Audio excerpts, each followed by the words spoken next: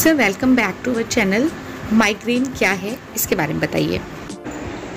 Migraine एक तरीके की बीमारी है जिसमें सर में दर्द होता है और थ्रॉबिंग हेडेक होता है, पल्सेटिंग हेडेक होता है। और नॉर्मली ये यंग फीमेल्स की बीमारी है और फंक्शनल डिजीज़ है, तो इसमें कुछ ऑर्गेनिक लीजन नहीं होता है और टेस्ट ज़्यादातर नॉर्मल होते हैं और क्लिनिकली इसको डायग्नोज करते हैं। किन कारणों से माइग्रेन होता है?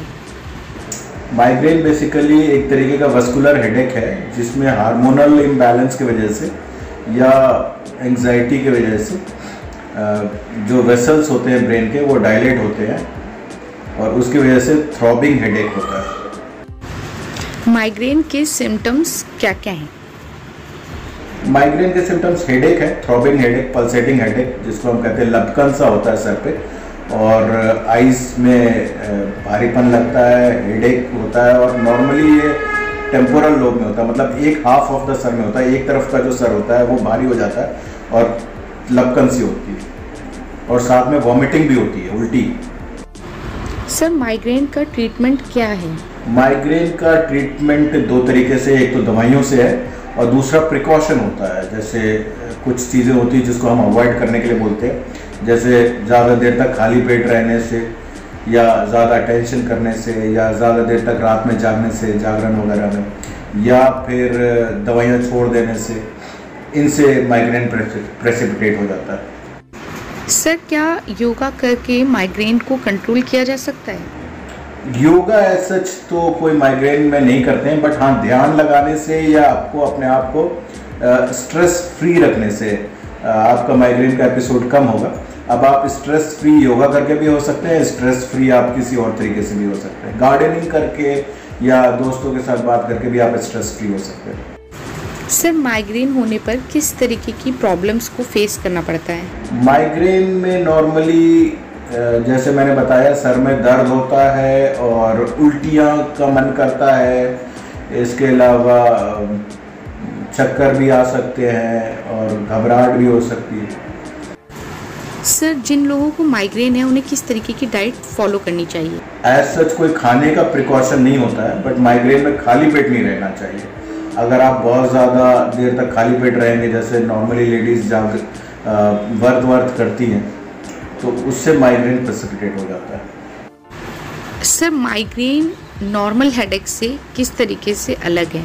नॉर्मल हेडेक का मतलब कोई भी रीज़न हो सकता है, जैसे अगर आप ब्रेन में ट्यूमर है तब भी हेडेक होगा, आइज़ की प्रॉब्लम है तब भी हेडेक होगा, साइनोसाइटिस है तब भी हेडेक होगा, बीपी कंट्रोल नहीं है तब भी हेडेक होगा। तो हेडेक के बहुत सारे रीज़न है।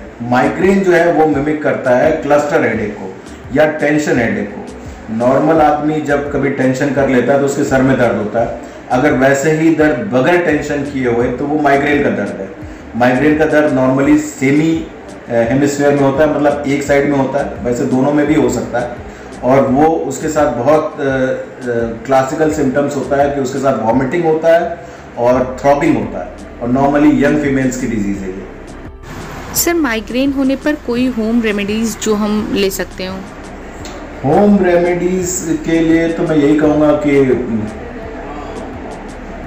आप टेंशन नहीं करिए और टाइम से सोइए रात में अच्छे से, और ज़्यादा देर तक खाली पेट मत रहिए, और जो दवाइयाँ बताई गई हैं वो दवाइयाँ खाइए। दवाइयों का इसमें बहुत रोल है, तो दवाइयाँ ज़रूरी होती हैं। सर माइग्रेन का ट्रीटमेंट कैसे किया जाता है? क्या पहले जो ट्रीटमेंट होता था अभी भी उसी तरीके से ट्रीटमेंट होता है या फिर कुछ चेंजेस आए? माइग्रेन का ट्रीटमेंट पिछले लास्ट 5 to 10 ईयर्स में बहुत चेंज हुआ है। पहले माइग्रेन के ट्रीटमेंट में हम सिर्फ पेन किलर देते थे या ज़्यादा से ज़्यादा एक बीटा ब्लॉकर की गोली है वो देते थे, बट आजकल जो है माइग्रेन के अंदर दो तरह का ट्रीटमेंट होता है। एक होता है अटैक टर्मिनेटिंग, कि जिस वक्त दर्द हो रहा है उस वक्त आप जो दवा देना है वो दीजिए। तो उसमें आजकल बहुत सारी नई दवाइयाँ आ गई हैं जो उल्टियाँ भी रोकती हैं और आपका दर्द भी कम करती हैं।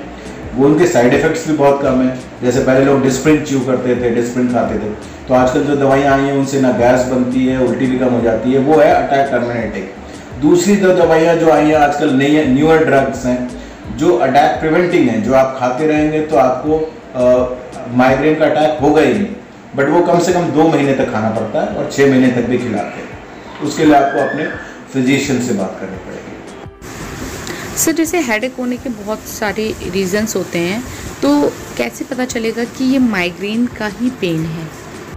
हाँ, नॉर्मली माइग्रेन जो है वो यंग फीमेल्स की बीमारी है और माइग्रेन कोई बहुत सीरियस बीमारी नहीं है। उसके अंदर ज़्यादातर टेस्ट जो है वो नॉर्मल आता है, बट बहुत सारी ऐसी सीरियस बीमारियां हैं जिसमें होता तो कुछ और बीमारी है और लोग सोचते हैं माइग्रेन है और उसको अवॉइड करते हैं, पेन किलर खाते रहते हैं। तो इसीलिए अगर आपको दर्द जो है वो जो ठीक नहीं हो रहा है या दर्द के साथ आपको और दूसरी परेशानी हो रही है, तो आपको फिर डॉक्टर से टेस्ट कराना चाहिए और सीटी स्कैन वगैरह होएगा।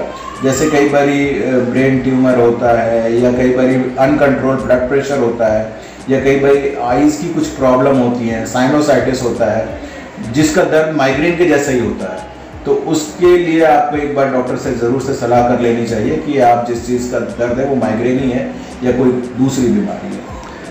अभी जैसे आपने बताया कि यंग फीमेल्स में ये प्रॉब्लम देखने को ज़्यादा मिलती है, तो क्या मेल्स में ये प्रॉब्लम कम होती है? नॉर्मली मैंने बताया कि ये यंग फीमेल्स की बीमारी है। नॉर्मली यंग फीमेल्स की बीमारी का मतलब है कि आप ज़्यादातर मरीज जो है वो यंग फीमेल्स होंगी, लेकिन ये मेल में भी हो सकता है, ओल्ड एज में भी हो सकता है, बच्चों में भी हो सकता है, बट उसमें परसेंटेज कम होगी।